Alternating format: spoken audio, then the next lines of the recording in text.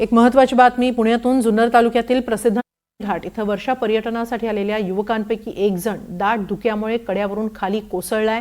पारगाव शिंगवे येथील 22 वर्षीय दत्ता विनायक लोंढे हा युवक बेपत्ता असून त्याचा शोध सध्या सुरू आहे। पोलिसांना आणि रेस्क्यू टीमला याबाबतची माहिती देण्यात आली आहे। शोध मोहीम सुरू करण्यात आलेली आहे। याचा आढावा घेतलाय आमचे प्रतिनिधी अविनाश पवार यांनी।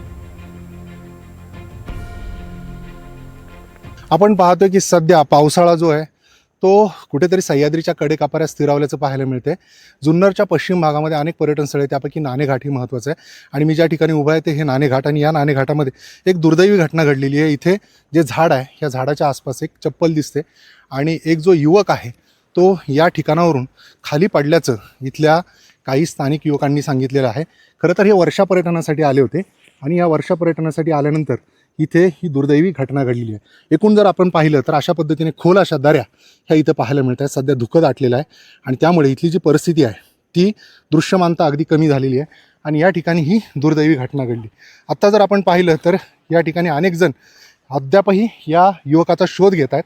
खाली खोल हा दरीत कोसळलेला आहे। रेस्क्यू टीम जी आहे त्याला सातत्याने संपर्क केला जातोय। एखादी रेस्क्यू टीम आल्यानंतर खऱ्या अर्थाने आता याचा शोध लागेल। मात्र जर आपण पाहिलं तर ही परिस्थिती अत्यंत गंभीर आहे। कुठून आले होते हे सगळे युवक, कोण होते काय?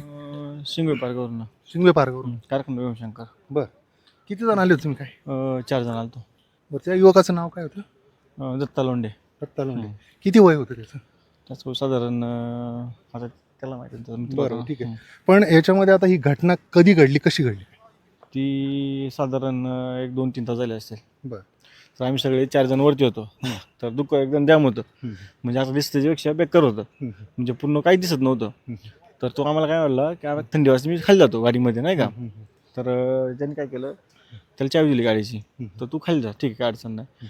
तर आम्ही खाली गेलो। तो गेल्यानंतर आम्ही तिथे वाट पाहिली तर तो काही येईना, म्हणून आम्ही चौकशी केली। तर मग आम्हाला तो काही कुठं मिळेना, म्हणून त्याच्यामुळं आम्ही चौकशी करायला लागलो तिकडे नाही का। त्याच्यामुळं मग सगळे हे पांगापांग झाली, कुठं गेला काय केला म्हणून तीच चालू झालं, बाकी नाही काय। आता इथे चप्पल आढळली कुठे इथे?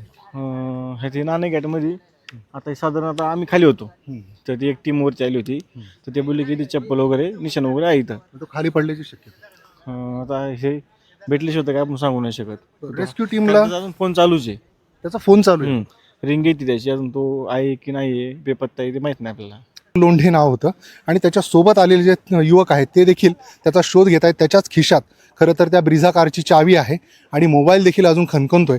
त्याच्यामुळे हे जे युवक आहे ते सगळा शोध घेत आहेत। आता हा युवक किती खोल दरीत पडला किंवा काही दुर्घटना घडली याबद्दल आपल्याला जेव्हा रेस्क्यू टीम येईल तेव्हा खऱ्या अर्थाने समजू शकेल।